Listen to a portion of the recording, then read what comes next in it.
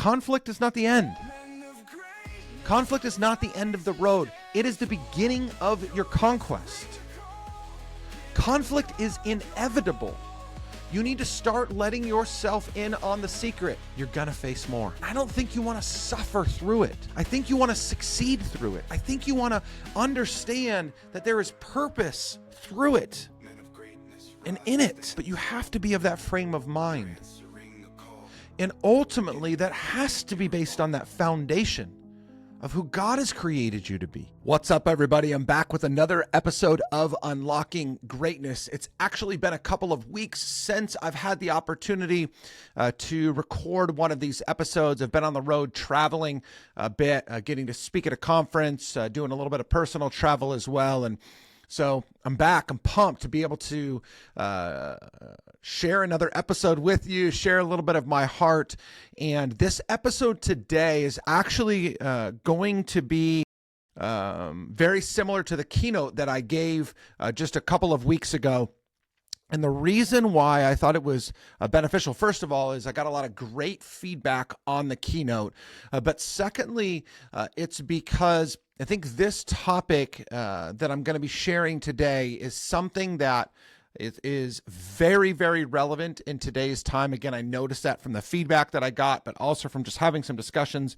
Usually when I'm preparing to go out and speak somewhere, I'll talk about the topic with clients, with colleagues, with other people, just to get feedback from them on what they're thinking about it. Sometimes that'll help me to kind of inform how I'm going to share, what I'm going to do, but also maybe to make some course corrections and just to get a pulse. Anyway, so I've been getting this pulse on this topic for a long time, and it just seems to be something that's very, very relevant. It's a topic that has long been discussed, but one that I think is rearing its head again, and something that I think is incredibly important for us all to address. And this is this idea of conflict, but particularly conflict as it relates to our pursuit of success. You know, success is not about avoiding conflict. It's about learning to conquer through it. This message is so incredibly beneficial right now. I want to do what I can to help the man out there or the woman that has been faithful to the pursuit, the calling, but you feel frustrated. Maybe you've achieved some success, but you still feel stuck. Look, conflict is inevitable. I don't think that I have to tell you that. I don't think I have to tell you that the stress, the frustration, the hardship, the internal conflict, the external conflict, it's all part of the game. It's all part of life. I mean, Jesus himself said, in this world, you will have tribulation, meaning you are going to experience challenge, hardship, and heartache. And so we have to figure out whether or not we're going to spend our whole life avoiding it, or as Ryan Holiday, the great Stoic philosopher of today, says, if we're going to realize that the obstacle is the way, that success is through the conflict. And so I want to help to walk you through this 3-step framework, 3 parts to what I think are going to be incredibly beneficial to how you not just deal with conflict, but succeed through conflict. Winston Churchill was once famous, or is famous, for once saying, success is not final, failure is not fatal. It is the courage to continue that counts. And as much as we're talking a lot about resilience today, I don't think we're talking enough about persistence. And that's going to be something I'm going to share a little bit later. So I'm going to give you an outline of ideas. I'm going to give you some practical reflection points as I work through each of these 3 segments. And then ultimately, I'm going to give you a framework to move forward with so you can go out and deal with the conflict that I am confident you already have in your life right now. So let's set off. Let's see if we can figure out how to help you face your current battle, whether it's internal or external, and ultimately to use that to unlock the God-aligned purpose that you have for your life. So let's dig into that. So first up, I want to talk about purpose. Purpose is ultimately our compass to chaos. When we lose sight of our why, the words Simon Sinek so popularly are made known, when we lose sight of that, conflict begins to feel overwhelming. It's almost as if we just can't deal with it anymore. This brings up something that has been very relevant to me recently. So I just finished Jeremy Renner's new book, Next Breath. I think that's what it's called now. Now all of a sudden, I'm having a little bit of a brain fade here. I'm actually going to look it up because I want to highly recommend that you read or that you listen to this book actually. My Next Breath. For many of you, you know Jeremy Renner, most popularly probably as Hawkeye from Avengers, all the Avengers movies. Phenomenal actor, always seemed like such an incredible human being. And he had a devastating accident January 1st, 2023, in which he was run over by a 15 or 14,000 pound snowcat. Think of just the craziest tank-like snow machine is what he was run over, and it crushed his body. 39 broken bones, I think is what it was. Crushed his head, popped his left eye out of his socket to where his right eye could see his left eye. Never lost consciousness until he was already on the way to the hospital. And one of the things that he talked about over and over and over again is he was conscious that entire time with his body crushed, laying on the ice, starting to freeze, waiting for the paramedics to arrive to transport him to the hospital and ultimately to save his life. He talked about his why. He talked about the fact that he was fighting one breath at a time in excruciating pain for his daughter, for his mom, for his sisters. And that is what kept him going. It wasn't his acting career. It wasn't him hoping to come back and record another season of Mayor of Kingstown, though that's an incredible show. It wasn't to maybe resurrect the role of Hawkeye and do another Marvel movie. It was because what mattered most to him was his family, and he knew that, and he once again wanted to reunite with them and continue to live the life that he felt he was called to live. Side note, I don't think that Jeremy believes in the God of the Bible. I wish that he did. I hope and pray that he does, or he will at some point, because so much of the language that he talks about through that book, it's really from God. And so I believe that God is always at work in the hearts of every single one of us, believer and non-believer alike. And I believe that one day God will show Jeremy that he created him for his purpose and that he saved Jeremy for his purpose. But regardless, Jeremy continued to and would ultimately make it to the hospital, leave the hospital after 12 days, and make a miraculous full recovery because he never lost sight of his why. And I believe that for us as Christians, especially when we are grounded in God's purpose, conflict becomes an opportunity for growth. It becomes an opportunity to get better. If you've read my book, Wounds, How Hurt, Heartache, and Tragedy Become the Keys to Unlocking Greatness, you know that this is a theme that I recall over and over and over again. It's this idea that nothing happens by accident, that everything that is done to us or done by us is designed that way, good and evil. Ultimately, God says all things that man works for evil, God works for good. But these are all opportunities for us to learn, to grow, and to get better as long as we see them that way. Are you seeing your conflict that way? Do you have a true sense of purpose? Do you have a deep foundational reason why you should get back up when you're knocked down? I mean, this is resilience. This is what society talks about so much is like, oh man, I'm resilient. We need to fight for resilience. But your why is what's ultimately going to get you back up. It's not your physical strength. It's not your mental acuity. It's not your tenacity. It's not your grit. It's your why.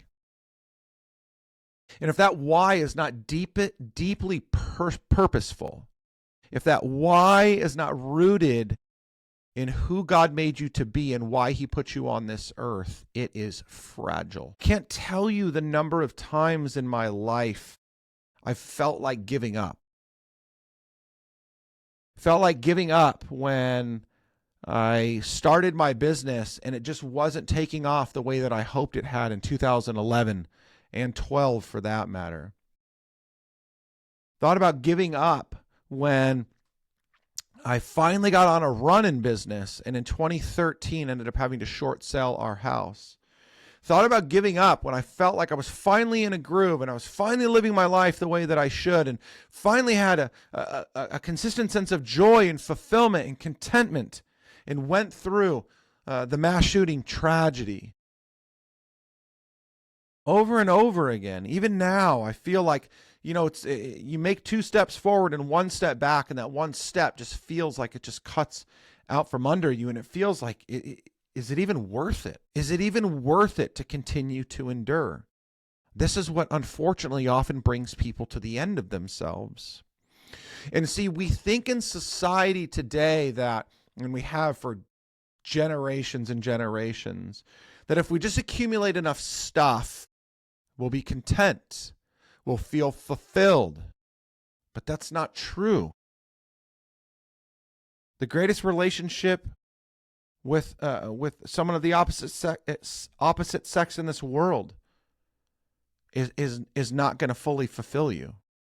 The most money, the most amazing house, that child you so deeply desire and can't seem to have yet.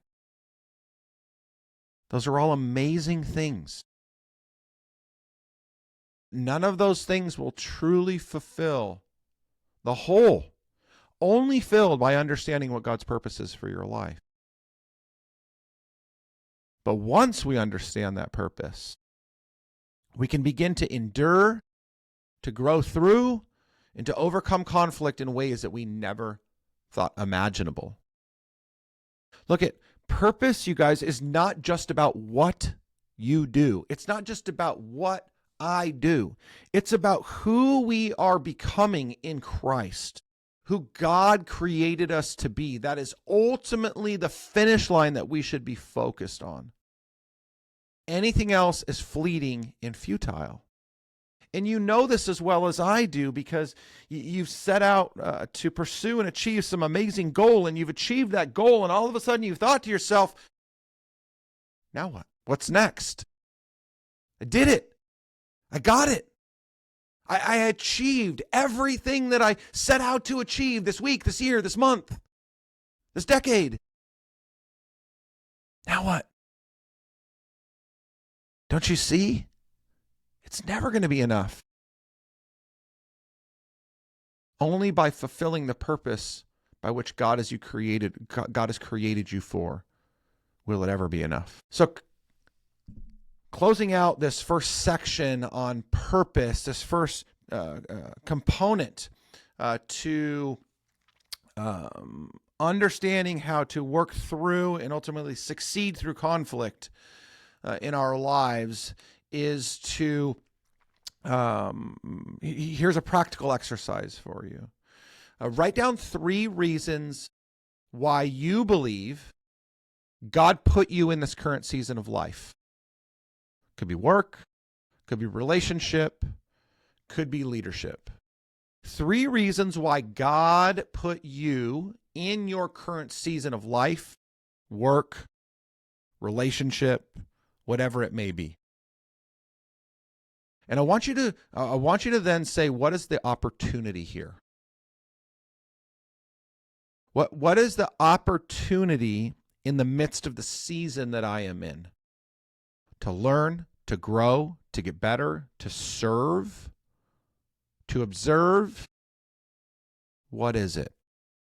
The better we understand our purpose, the greater chance that we have of bulldozing through that conflict and ultimately achieving the success that we desire in this life. Number 2, we cannot just have a strong foundation, which is purpose, we also need to ensure that we are tapping into the right fire as we keep going, and that's passion. Passion will fade from time to time. Often the reason why that happens, though, is because we're passionate about the wrong things. If we build on our purpose and understand what we're passionate about based upon what our purpose is, that's going to carry us a lot farther. But passion will fade from time to time, which is why discipline is super duper important. But ultimately, the goal is to reignite passion as often as possible. As often as you can, you want to refill that fuel tank. That thing that burns inside of you so strongly, the thing that gets you super excited, that gets you super fired up. How do you fill that back up? You see, most people, they fill that up by listening to a podcast, by reading a book, by going to some conference or listening to a keynote. And those things are all fine and they can be helpful, but they're you know this because you can get super excited about something you've heard or watched, and then within moments or days, you're back to burnout or frustrated or angry or stressed out or anxious. Passion can't be about hype. It's got to be heart tied to mission. I heard Dave Ramsey once say, he was speaking from the stage, and he said, you know that thing that burns inside of you so bright, so hot that you just can't ignore it? That's the thing that you need to go after with all your heart. This is what I'm talking about. When God creates you for purpose, He puts desires on your heart. This isn't about outside influence. This is about internal influence that is only given to us by the Spirit of God. And oftentimes we'll find ourselves losing passion because of misaligned purpose or pursuits. Maybe because we're constantly pouring ourselves out and we're not filling ourselves back up. Maybe because we set these ridiculous expectations for ourselves or somebody else sets them and we get frustrated. Maybe, as I said earlier, it's because we achieve the success that we desire, but we're not fulfilled. We get what we want, but is it what we really want? I know so many people in marriage that they believe that, man, if I can just find my person, if I can just find my soulmate, that's it. They'll meet all my needs. It's going to be great. And they get married. And they're still sad. They're still anxious. And they'll just blame it on the fact that they chose the wrong person. When in reality, they put the wrong expectations on the person. And in part because that person is there to help contribute to their purpose, but they've got to know what that purpose is. It's easy to lose our passion when we don't have sight of what our purpose is. To reignite that passion, if you find yourself in this season where you're feeling kind of burnt out, you're just exhausted, maybe you just need some more sleep. Maybe that's what you need. But in all seriousness, if you're starting to feel off, like you're just not on fire anymore, my encouragement to you would be to work through some time of reflection. Are you in the right place? You doing the right things? Get feedback from others around you that will be honest with you. And then finally remind yourself of the impact of the work that you're doing. You know, when I was at the conference just recently and I was giving that keynote, I stood up there and I said, I think we all most of us start off on this mission of, man, if I can just impact one life, it would be enough. And then we impact 10 lives, and it's not enough. And that reality came true for me shortly after the conference or after the keynote, because I had an opportunity to go sign books, which was a super cool experience. I got to sign, probably 100 books, which was just very humbling, but also exciting for me. And a woman came over to me and she had tears in her eyes, and she wanted to share something with me. And I said, hey, is everything okay? And she said, I don't think you're ready for this, or something like that. And I said, fire away. And she said, maybe later. And mind you, I'd just been up talking to people about conflict. And as a matter of fact, even in the midst of that keynote, I said something about, I bet you there's somebody in this audience that's miserable and doesn't even want to go home. And I got done signing books, was starting to wrap up, saying goodbye to people. And this woman, she was there again. She'd been so kind to me the whole time, very respectful, helping get water when I ran out of water at the table, and just super kind and gracious. And she says, are you going to head out, or are you ready? And I said, I'm here.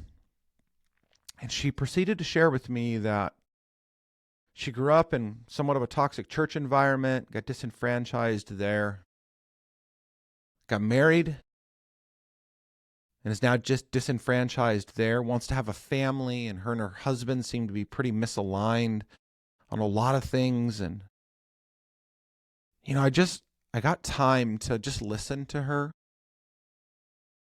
share with her, and ultimately pray over her right there in front of other people. It was the reminder for me that I didn't go there to speak to 150 people or whatever was there.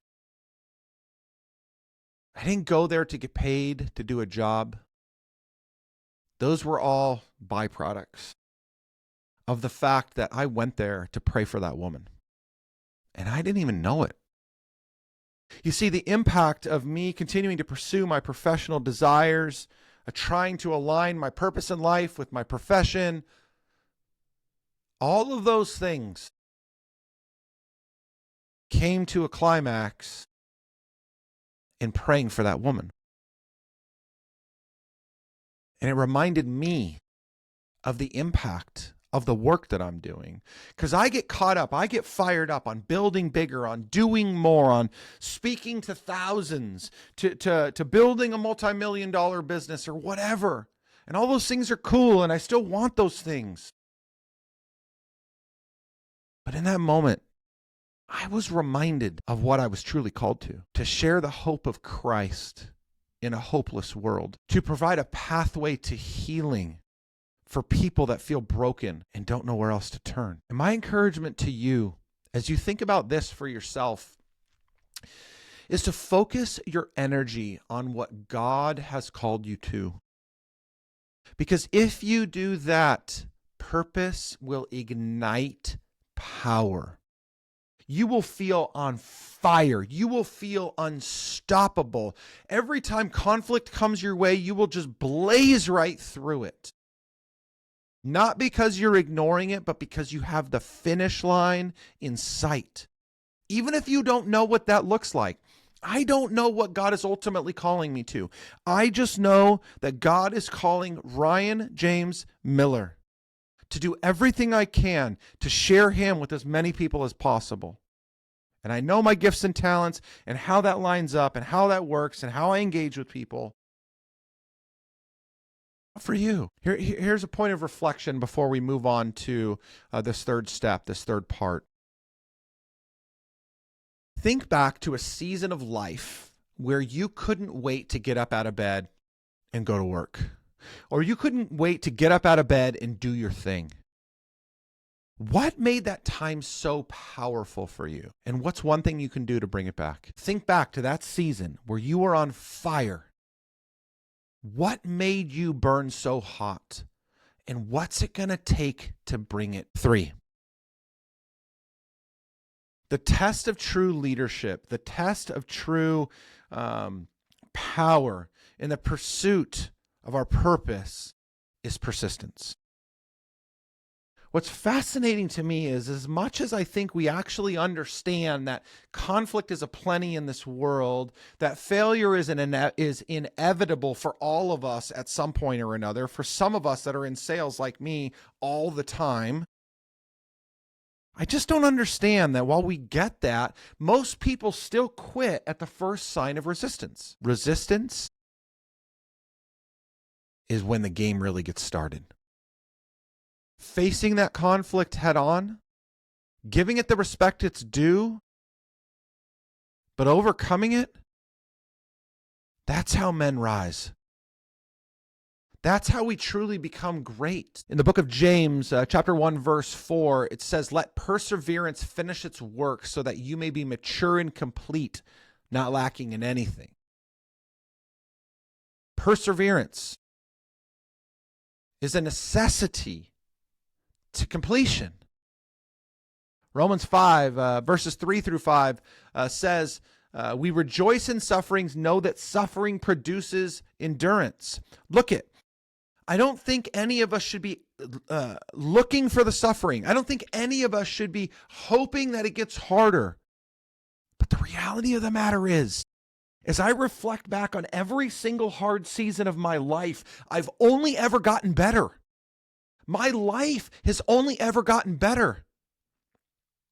And this is coming from somebody that watched somebody lose their life, that lost my house, that lost so much. And I still think that on the other side of every single one of those seasons of life, I've gotten better. And as I reflect back on those things, I start to realize that I can be more persistent. That my resilience, which is the ability to get back up, coupled with my determination, that focus forward, allows me to persist when conflict arises. So I'm going to tell you a funny story here, but I think you can relate to this because this type of stuff happens all the time. You know, I'm talking about big issues of conflict and frustration, internal conflict, external conflict. There's so many different varieties. But here's one that you can definitely really greatly appreciate, I'm sure. So I get done with this keynote, and I'm not supposed to fly out until the next evening around 5 o'clock. I'm just coming home from Phoenix, Arizona, so it's about a 50 minute flight for me home. But my daughter is swimming in her conference finals that for high school. That day or that next day, that Thursday. So it's Wednesday that I finished my keynote. Thursday, I'm going to fly home about 5 o'clock. And I'm like, man, I don't have to stay around longer. I'm going to rebook my flight. Instead of 5 o'clock, I'm going to leave at 10:30. That'll get me home before noon. I'll be able to get home, settle in, and go to her meet. Change my flight, pay some extra money, show up at the airport at 9 o'clock in Phoenix. Minutes after walking through security, I get a notification, inevitably, that my flight has been delayed from 10:30 to noon.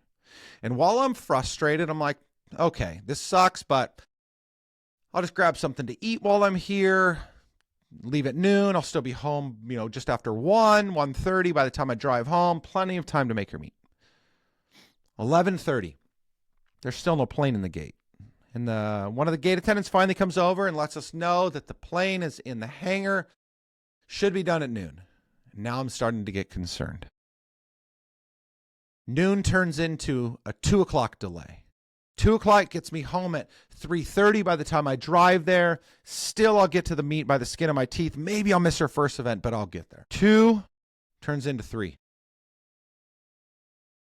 And you can see where this is going. And as it's going, I'm getting more angry, I'm more agitated, I'm more frustrated, I'm more anxious. 24 hours ago, I was on stage telling other people that they cannot worry about external conflict because it's outside of our control. All of these things were outside of my control, but my frustration was just mounting. The thought that I was only a 50-minute flight. Shoot, I was only a 5-hour drive from home, and if I would have left at 9 o'clock in the morning, I could have driven home in time if I would have only known. Getting more frustrated. I'm so frustrated with American Airlines that I end up deciding to book a second one-way flight at 4:30 in the afternoon on Southwest just so I can get home and make it to the celebratory dinner after the swim meet, because now I'm not going to make the meet at all. Walk all the way to the other side of the airport.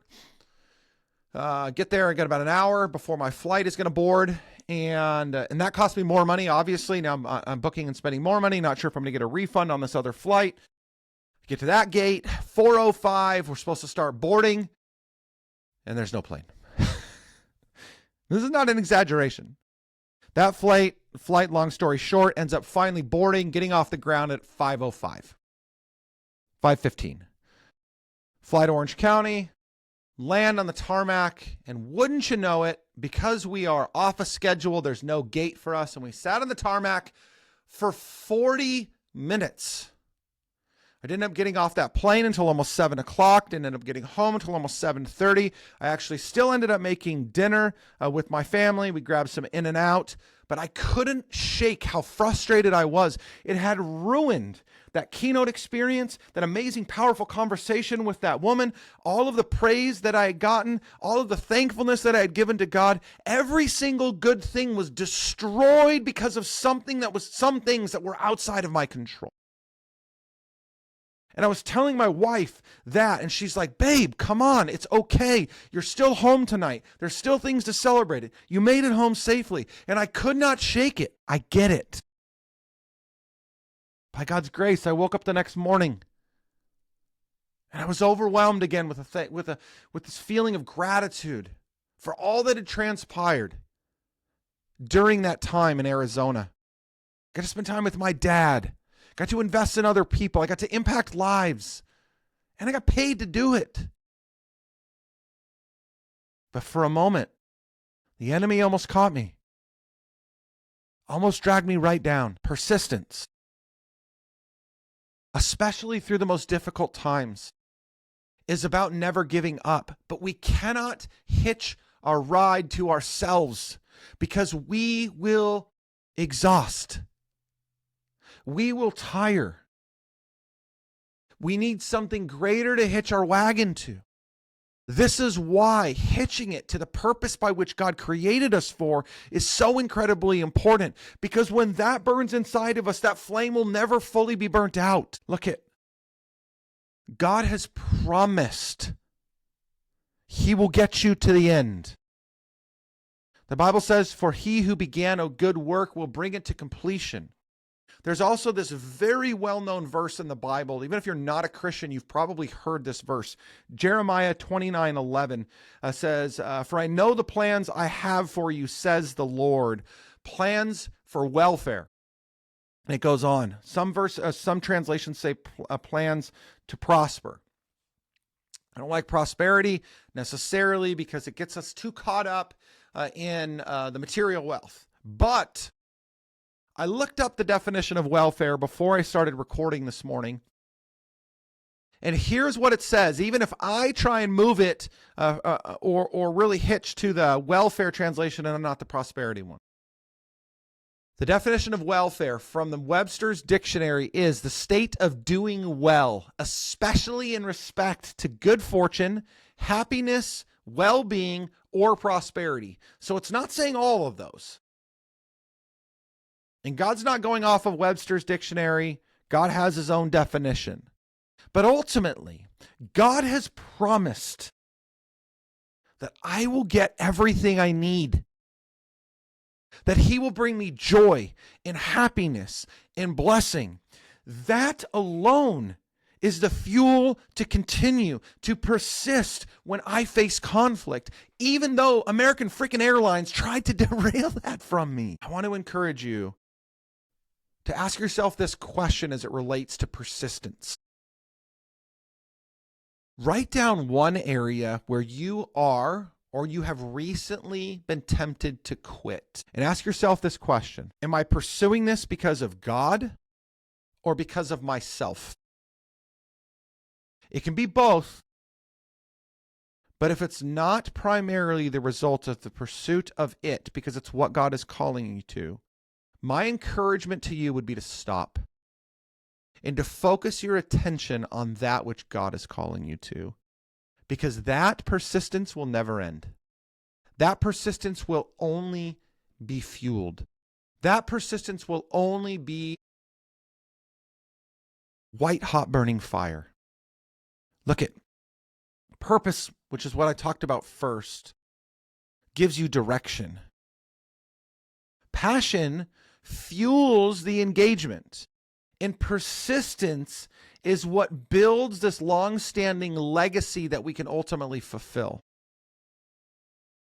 I said this at the beginning. Conflict is not the end. Conflict is not the end of the road. It is the beginning of your conquest. Conflict is inevitable. You need to start letting yourself in on the secret. You're going to face more. I don't think you want to suffer through it. I think you want to succeed through it. I think you want to understand that there is purpose through it and in it, but you have to be of that frame of mind. And ultimately, that has to be based on that foundation of who God has created you to be. And if you're starting to ask yourself, or maybe you're saying to yourself, man, I'm feeling conflict in a bunch of different areas of life. I'm feeling conflict in my relationship with my wife. I'm feeling conflict at work.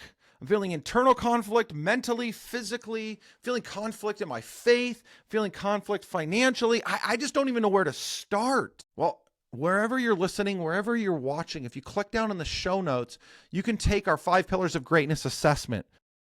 It will rank you in the areas in which you're in the most need, and we will send you an action guide, no strings attached, an action guide that you can utilize to helpfully take a few necessary steps forward to persist towards this conquest that you're on, ultimately this calling that God has on your life.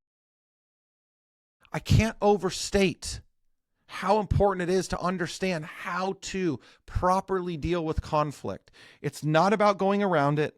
It's not about ignoring it. It's about understanding how to work through it and understanding the purpose of it. God is shaping you. God is shaping me through our conflict. I learned so much on that flight home and all the frustration I dealt with. I'm wrestling through these things every single day. Just because I wrote a book on it doesn't mean I have any of it figured out completely. This is a journey that we're all on together.